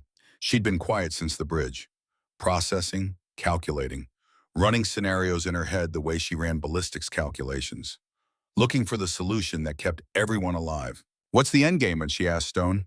"You've got 43 operators. Rachel has the entire U.S. intelligence apparatus. Eventually they'll find you, find all of you. What happens then?" "Then we fight, or we disappear deeper, or we negotiate, depends on the situation. But here's the thing they don't understand. We're not trying to win, we're just refusing to lose. Big difference. That's not sustainable. It's been sustainable for 6 years, longer for some of our people. The world's a big place, plenty of room for ghosts." They walked for another hour. The ravine eventually opened into a dry riverbed. Beyond that, a dirt road. And parked on that road, 3 vehicles. Civilian, nondescript, the kind that didn't draw attention. "Transportation," Stone said. "We split up here, 3 teams, 3 routes, Reese and Sarah with me. We cross at the eastern checkpoint, less traffic, easier to blend." "And if Rachel's people have the checkpoints locked down?" "They don't. Not yet. They'd need authorization from Homeland Security. That takes time, paperwork. By the time they get approval, we'll be deep in Sonora. After that, we're ghosts." Wraith approached, handed Stone a tablet. "Latest intercepts. DIA has mobilized 2 additional tactical teams. They're setting up a perimeter north and west, trying to box us in. South? Open. They're betting we won't go deeper into Mexico. Think we'll try to slip back across the border somewhere else." Stone smiled. "That's the difference between us and them. They think like bureaucrats. We think like survivors. Of course we're going deeper. Where else would we go?" The convoy split. 3 vehicles, 3 directions. Reese and Sarah climbed into Stone's truck. Wraith drove, Stone rode shotgun, Reese and Sarah in back with enough weapons to start a small revolution. They drove south, into Mexico, into territory where U.S. law enforcement had no jurisdiction and DIA had to work through channels that could be bought or intimidated. The landscape changed, less desert, more scrub, signs of habitation, small villages, farmers, people trying to make a living in a place where water was scarce and hope was scarcer. "How do you live with it?" Sarah asked suddenly. "Working for cartels? Helping people who destroy lives?" Stone didn't turn around, just stared out the windshield. "I don't work for cartels. I work for money. Sometimes cartels pay. Sometimes governments pay. Sometimes civilian organizations pay. I stopped judging my employers the same day they stopped valuing my life." That's a rationalization. That's honesty. You think the people we served were better? They traffic weapons. They torture prisoners. They kill civilians and call it collateral damage. The only difference is they have flags and we don't. There has to be a difference, has to be a line. There is a line. I draw it every day. I don't kill kids. Don't target innocents. Don't take contracts that exist solely to cause suffering. Beyond that, he shrugged. I survive. That's my line. Reese watched the countryside roll past, thinking about lines, about where his were, about whether they'd already been crossed or if there was still time to step back. His phone buzzed, text from Danny. "Rachel knows you're with Stone. She's calling you a traitor. Says you're under investigation for treason." "Boss, what the hell is happening?" Reese typed back. "Long story. Are you safe?" "For now. She left me at the safe house. Said I wasn't part of this. But Khan, they're going to come after you. Full weight of the government. You need to come back. Explain, there has to be a way to fix this." "There isn't. I made my choice. Stay safe, Danny. Take care of your family. Tell them I'm sorry." He turned off the phone. Pulled the battery. Standard tradecraft. Prevent tracking. Prevent surveillance. Prevent the ties that bound him to his old life from dragging him back. Smart, Stone said. Hard, but smart. The people you love become leverage. The system knows that, uses it. Cutting ties is the only way to protect them. I'm not cutting ties, I'm creating distance. Same thing in the end. They drove for 3 more hours, through checkpoints that waved them through with barely a glance. Either Stone had paid the right people or his reputation preceded him. Either way, they moved like water through gaps in Rachel's net. Eventually, they reached a compound, walled, fortified, but not ostentatious. Just another rural property in a country where walls and guards were standard security measures. Welcome to Firebase Echo, Stone said. One of 5 safe houses the Gray maintains in Mexico, fully stocked, secure communications, and most importantly, invisible to satellite surveillance. We use thermal dampening and signal masking. To the outside world, this place doesn't exist. They entered through reinforced gates. The interior was sparse but functional. Living quarters, armory, communications center, medical facility, everything needed to sustain a team indefinitely. How many people know about this place? Reese asked. 8, all Gray operators, all trustworthy. We've been using it for 3 years, no compromises, no breaches. You're sure Rachel doesn't know about it? I'm sure, because if she did, we'd already be dead. They settled into a common room. Stone pulled out the tablet, pulled up files, maps, intelligence reports. The kind of classified material that shouldn't exist outside secure facilities. Operation Copper Valley, he said. This is what Rachel didn't want you to know. He showed them locations. Black sites disguised as cartel compounds, scattered across northern Mexico, 8 facilities, all running extraordinary rendition programs, all completely deniable. The prisoners, Stone continued, they're not all terrorists. Some are whistleblowers, journalists, people who ask the wrong questions. They disappear into these sites, get interrogated. Sometimes they come back, sometimes they don't. Sarah studied the maps. This can't be real. The U.S. doesn't operate black sites on foreign soil. Not anymore. Officially, no. That program ended in 2009. Officially, but unofficially, it never stopped. Just moved. Got better at hiding.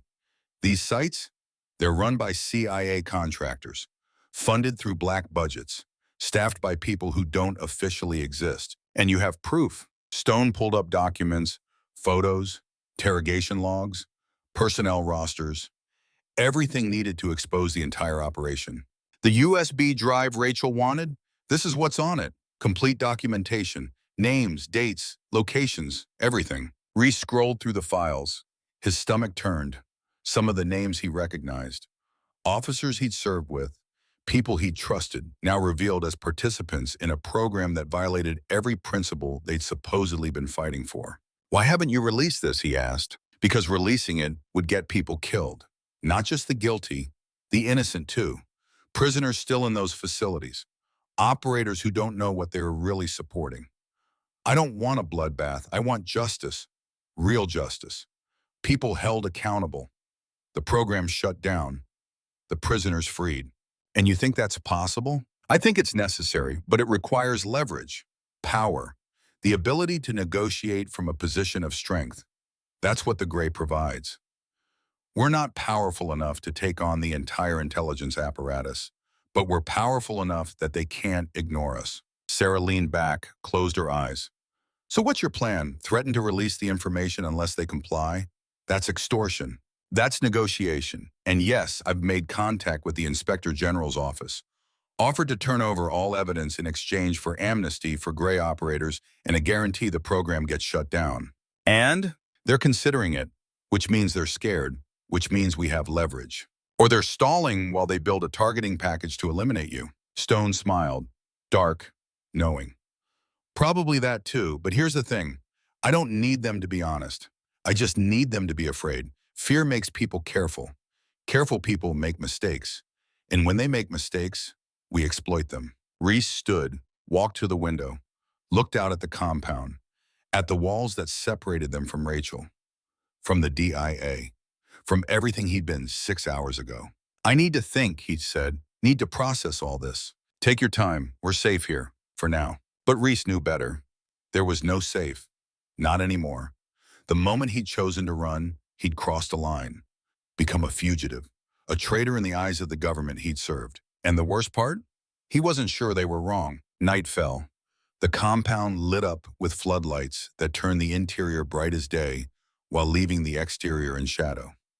Defensive lighting, the kind that lets you see threats coming while preventing them from seeing you. Reese found Sarah on the roof. She was staring north, toward the border, toward the life they'd left behind. "You okay?" he asked. "Honestly? No, I'm not okay. 6 hours ago, I was a PMC contractor with a clean record. Now I'm a fugitive.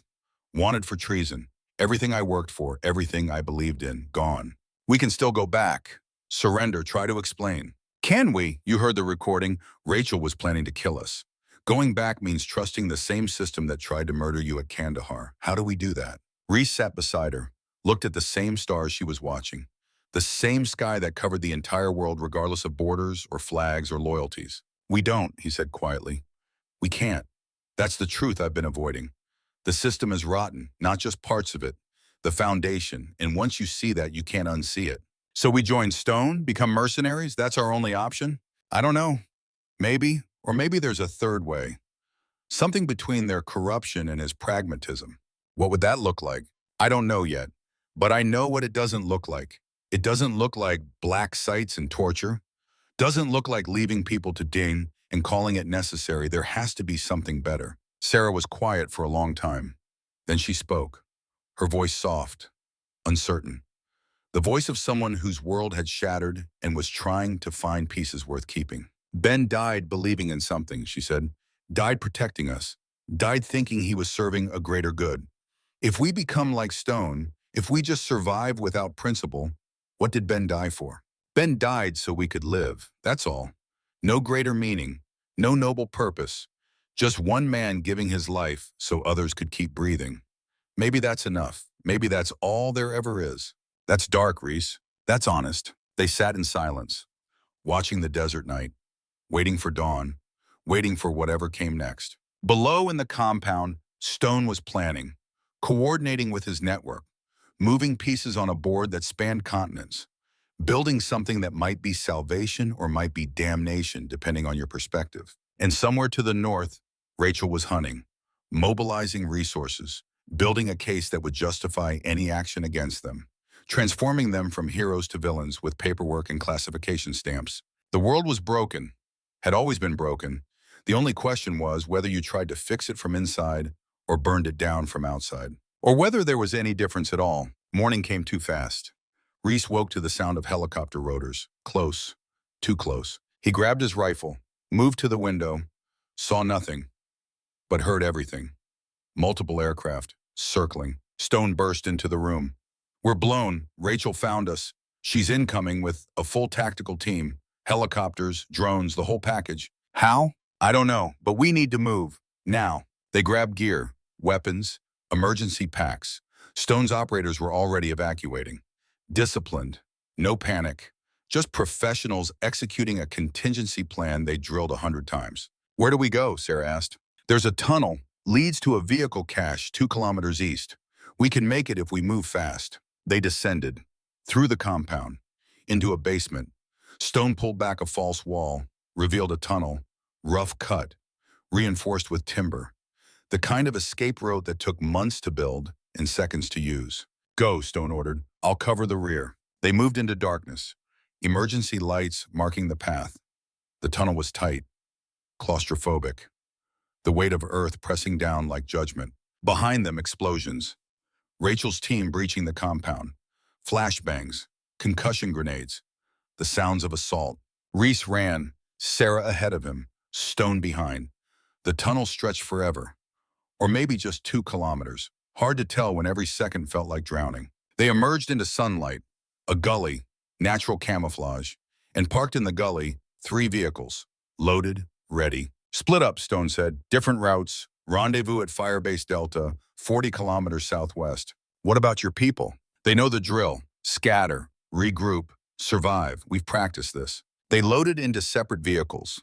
Reese and Sarah in one, Stone in another, the third with Wraith and 2 other operators. Engines roared. They scattered like quail from a hawk. Behind them, Rachel's helicopter circled the compound, searching, finding it empty. Too late. Reese drove hard, following GPS coordinates toward Firebase Delta. Sarah watched their six, scanning for pursuit that didn't come. How did she find us? Sarah asked. I don't know, but someone talked. Someone in Stone's network. Either compromised or bought or scared. Doesn't matter which. The safe house is burned. And the others? Firebase Delta, if they make it. They drove through empty country, avoiding main roads, sticking to rural paths that barely qualified as roads. The kind of routes that didn't appear on maps and didn't attract attention. 2 hours later, they reached Firebase Delta. It was smaller than Echo, more austere. Just a ranch house with reinforced walls and a defendable perimeter. Stone arrived 10 minutes later, then Wraith with the other operators. Everyone accounted for, everyone alive. We got lucky, Stone said. Rachel hit hard, but we moved faster. But this changes things. If she found Echo, she can find Delta. We need to move again, deeper, further from the border. Or we stop running, Reese said. Everyone looked at him. What are you suggesting? Stone asked. I'm suggesting we end this, now, not by running, not by hiding, by confronting Rachel, by forcing a resolution. That's suicide. Maybe, but I'm tired of running, tired of being hunted. If we're going to do this, let's do it on our terms. Let's make them come to us, make them fight on ground we choose. Stone studied him, evaluating, calculating. You want to set a trap. I want to force a negotiation. Rachel wants the USB, wants proof that Copper Valley is secured. We give her that. But we do it face to face, with leverage, with guarantees. She'll never agree. She'll agree if the alternative is worse, if we threaten to release everything, burn the entire program, expose everyone involved. That's leverage she can't ignore. Sarah shook her head. You're talking about extortion, about threatening to expose classified programs. That's treason. We're already traitors. Might as well act like it. Stone laughed. Short, sharp. I was wrong about you, Connor. You're not soft. You're just patient. You waited until you had all the information before you got ruthless. I'm not ruthless. I'm practical. We can't run forever. Eventually, Rachel or someone like her will catch us. So we don't run. We negotiate. We make them give us what we want in exchange for what they want. And what do we want? Good question. What did Reese want? Revenge? Justice? Peace? All of the above or none? Immunity, he said finally. For all of us. Gray operators, my team, everyone involved. Complete amnesty in exchange for the USB and our silence. They'll never give that. Then we burn them. Release everything. Let the world see what Copper Valley really is. Let Congress investigate. Let heads roll. If they won't deal, we torch the entire operation. Stone considered. Long enough that Reese thought he'd refuse. Then he nodded. Okay, we do it your way. But if this goes wrong, if Rachel betrays us again, we fight our way out. Agreed?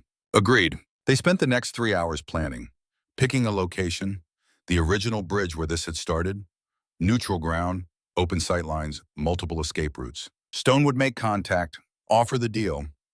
Rachel would either accept or reject.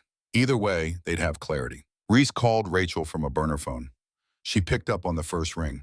Reese, where are you?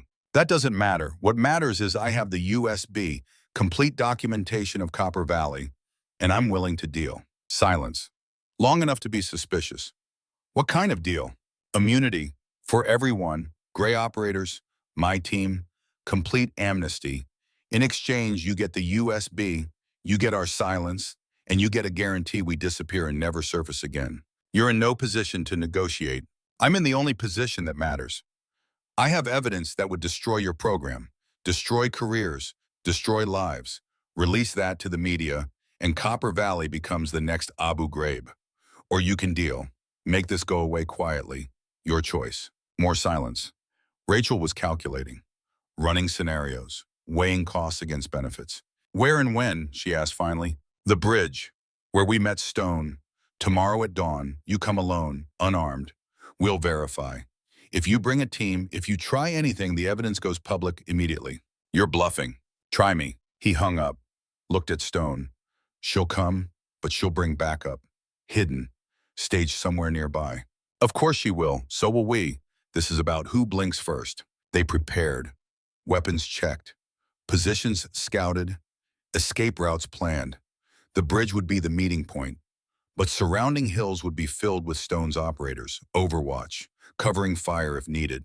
Reese and Sarah would be on the bridge with Stone, exposed, vulnerable, but projecting confidence, projecting strength. The play was simple. Meet Rachel, make the exchange, walk away. If she tried anything, if her people opened fire, Stone's operators would respond, mutual destruction, game theory forcing cooperation. Unless someone decided mutual destruction was acceptable, dawn came cold. The bridge waited like a gallows. Reese stood at the center with Sarah and Stone. Behind them in the hills, Stone's people watched through scopes. Rachel arrived in a single vehicle, no visible backup. But Reese knew better. Somewhere out there, her tactical team was staged, ready. She walked onto the bridge, unarmed like he'd demanded, but her eyes were hard, calculating. The eyes of a woman who'd made a decision and was committed regardless of cost. Reese, she said, last chance. Come back. Testify. Help us take down Stone and his network. You'll get immunity, clean record, fresh start. In exchange for betraying everyone who helped me, everyone who's been betrayed by the system, no deal. Then you're choosing them over your country. I'm choosing honesty over lies. There's a difference. Rachel looked at Stone. You're the one who started this. You're the one who built the Gray, recruited operators, sold classified intelligence. How many people have died because of you? Fewer than have died because of Copper Valley, Stone replied. I've seen your prisoner logs. The people who went into those black sites, the ones who never came out. You want to talk about body count? Start with your own. Those were necessary sacrifices. Protecting national security requires hard choices. So does survival. I made mine, you made yours. Only difference is I'm honest about it. Reese stepped between them. Enough, Rachel. I have the USB, complete documentation. You get it. We get immunity. Everyone walks away. That's the deal. That's the And if I refuse, then in 3 hours, every news organization in the world gets a copy. CNN, BBC, Al Jazeera, everyone.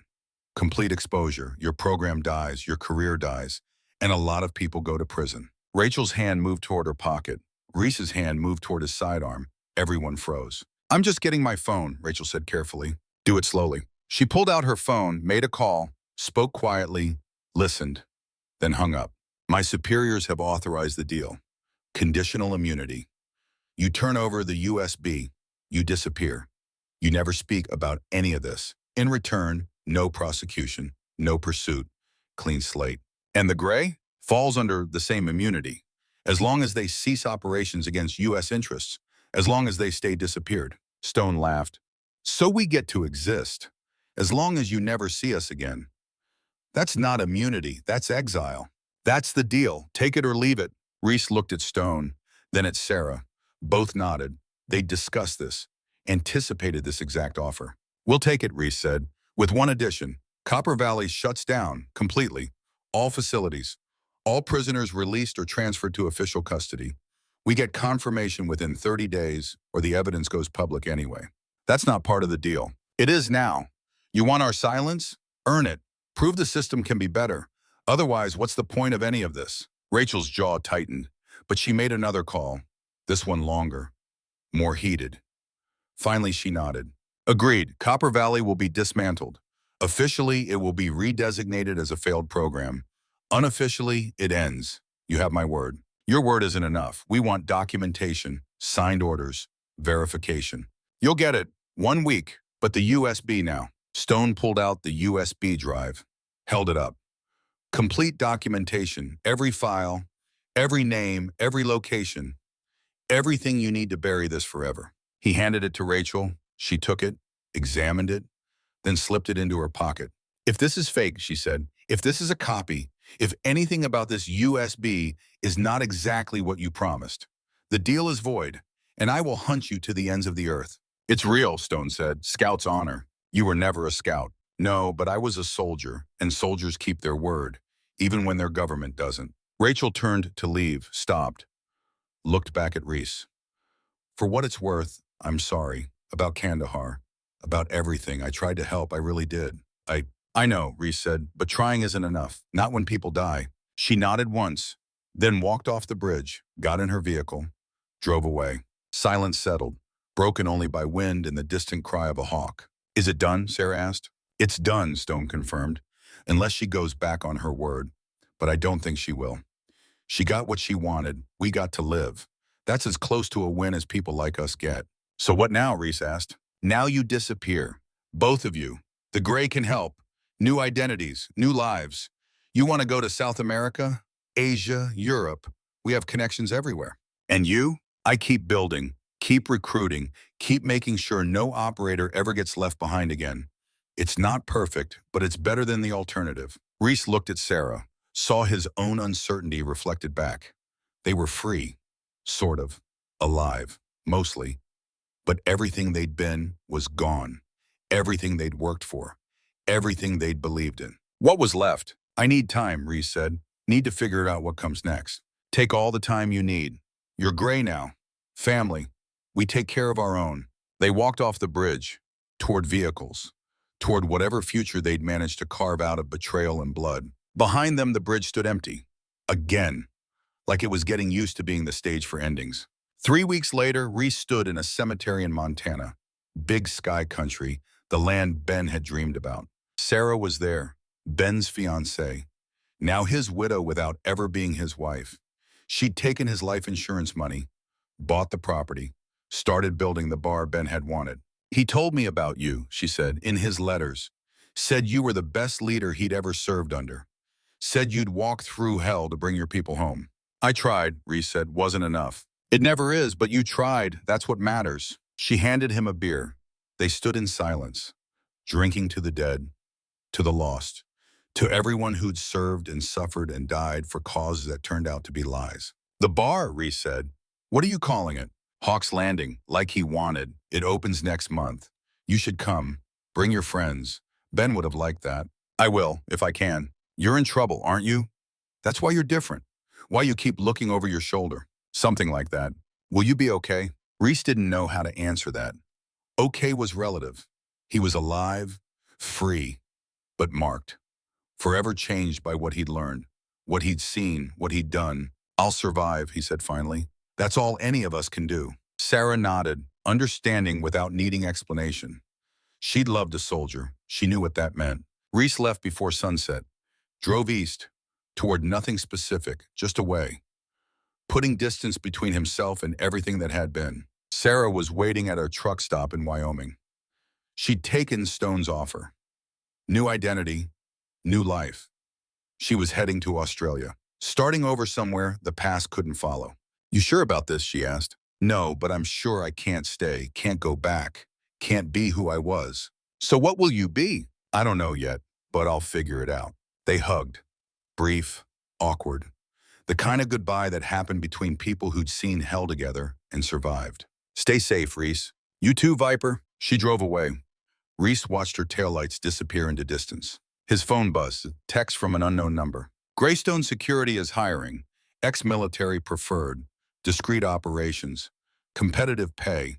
If interested, respond to this message. Reese stared at the text. Greystone. Stone's legitimate front company. The public face of the gray. An offer. A future.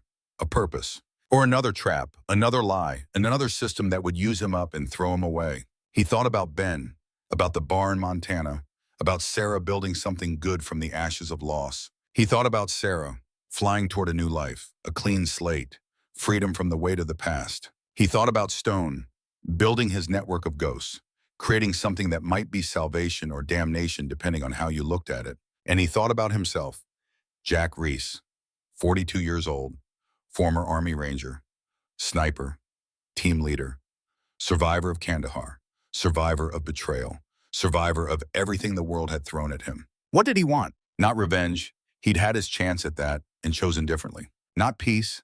There was no peace for men like him. Not anymore. Purpose. That's what he wanted. A reason to keep moving. A mission that mattered. Even if it was messy. Even if it lived in the gray areas between right and wrong. He typed a response. Location. The reply came immediately. Flagstaff, tomorrow. 1400 hours. Coffee shop on Route 66. Come alone. Reese read it twice, then deleted the entire message thread. Turned off the phone one final time. Tomorrow, he'd decide. Tomorrow, he'd walk into that coffee shop and see what Stone's offer really meant.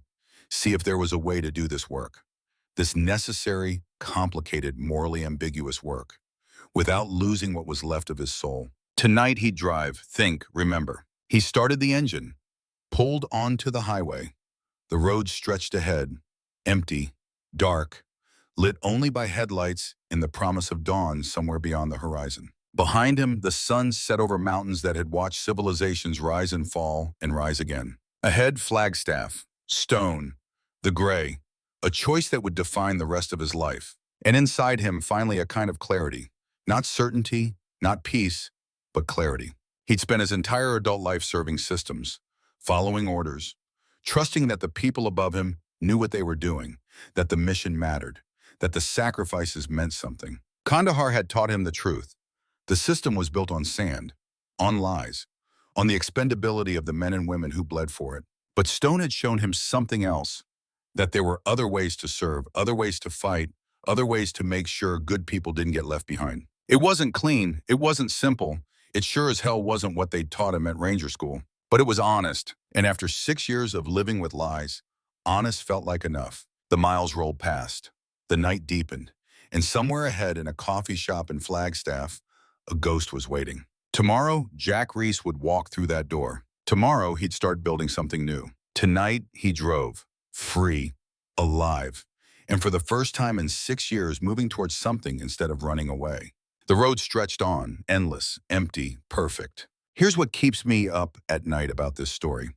If you discovered your government tried to kill you, then expected you to keep serving, what would you do? Reese made his choice at that bridge. Stone made his 6 years earlier in a Taliban cell. Neither man was wrong. Neither was completely right. That's what makes this real. I've talked to operators who've been there. The betrayal, the impossible choices, the brothers who didn't make it home. Every story I tell here honors them. What would you have done in Reese's position? Would you have taken Stone's deal or walked away from it all? Drop your thoughts below. And if this one hit different, there's more coming. The next operator's story drops soon.